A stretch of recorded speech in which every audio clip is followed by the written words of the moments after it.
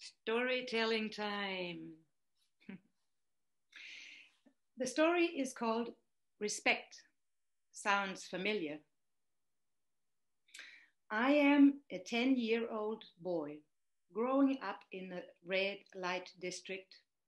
A red light district is in Europe, usually an area around the train station, and there is a lot of criminal stuff going on there, so prostitution and drug dealing, and this is where this boy is living. And he's going to afternoon care close by. And my friends and I have the habit of using bad words. We are now in a training practicing honest self-expression. My supervisor wants to invite me into her world. She wants to let me know how it is for her hearing these words from me and my buddies. She is standing on the card which says observation. In my trainer role, I ask her, well, what did the boy say? And she answers, oh, real bad words. I cannot even say them out loud. So it seems like they just can't get over her lips.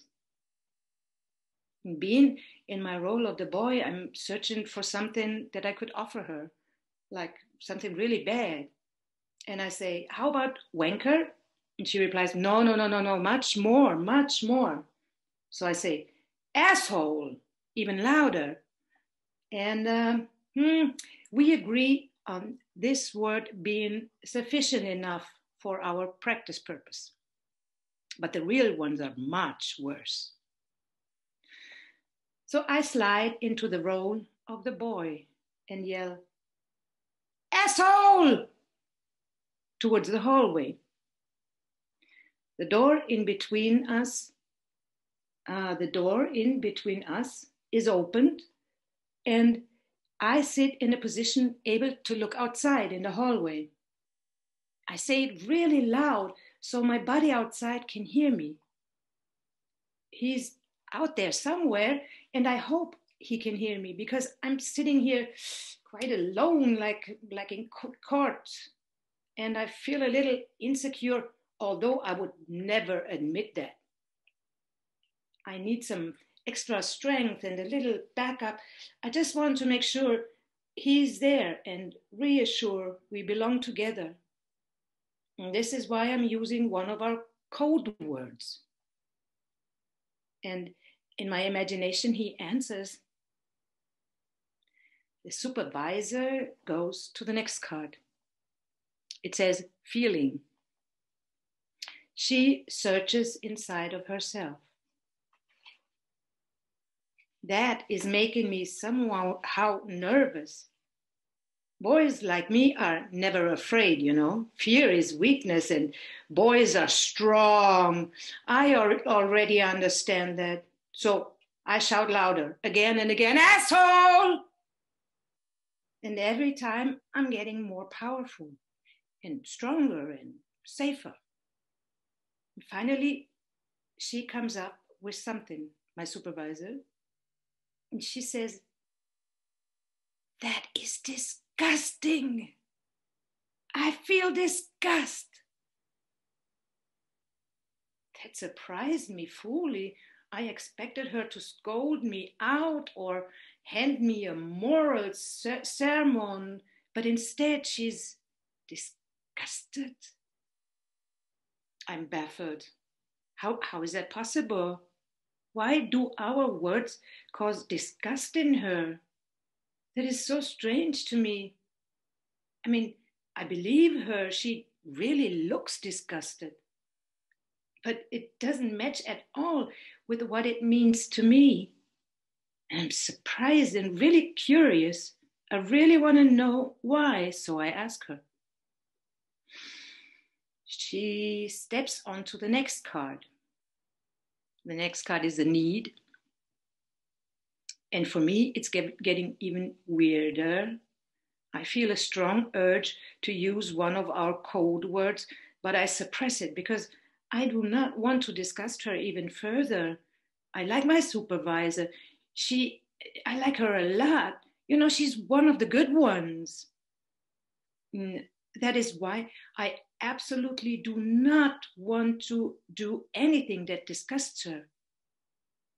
Her being disgusted is so far from my intention.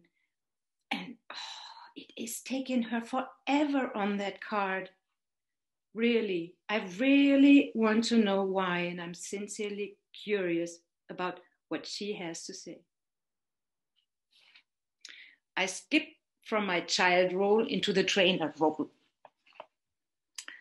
And I give her feedback over what is happening with the boy. And I help her in finding her needs. And I say something like, is it maybe about respect? And she says, yeah, probably. And I say, well, please offer me that. And I'm going back into the child's role. And she says, it's about respect, you know. And she says, it's so powerful. It really looks like it came from herself. And now I understand what she's talking about. I recognize respect. Hey, that is the first rule in soccer. Respect, I know that one. It's so familiar to me. And it is our highest rule among my buddies, respect. I understand that. And hey, respect is a matter of honor. Mm-hmm.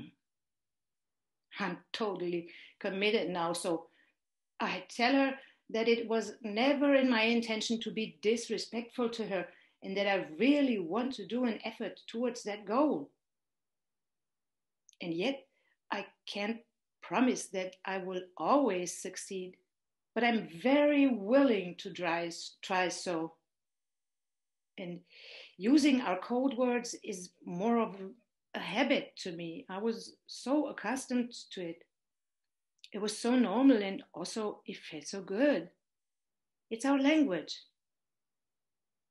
When we use these words, we make clear that we belong together. And knowing that makes me strong.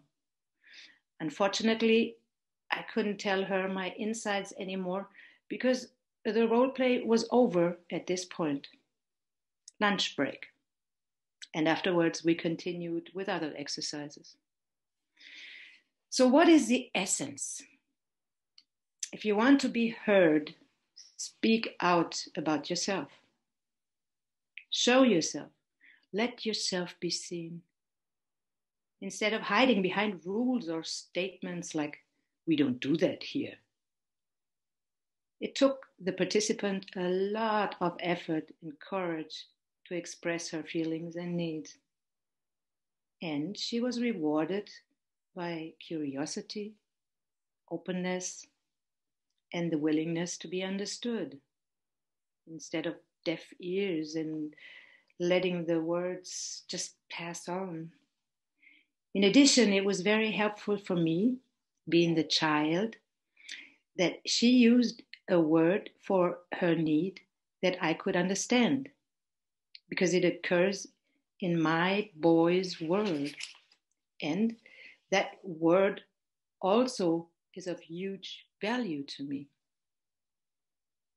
For example, consideration wouldn't have worked. It wouldn't have had the same effect because that need belongs to girls. Girls are mastering consideration and are really good at it. But respect, hey, that's my job. A little add-on from Gundi. My insight on a meta level. If I want to be understood by my counterpart, it is helpful to dig into his world and offer him a picture of my inner life that's comprehensible and familiar to him and that has the same meaning for him. This is so much more effective than expecting others to immerse themselves in my world, especially when my counterpart is a child having lesser experience in life.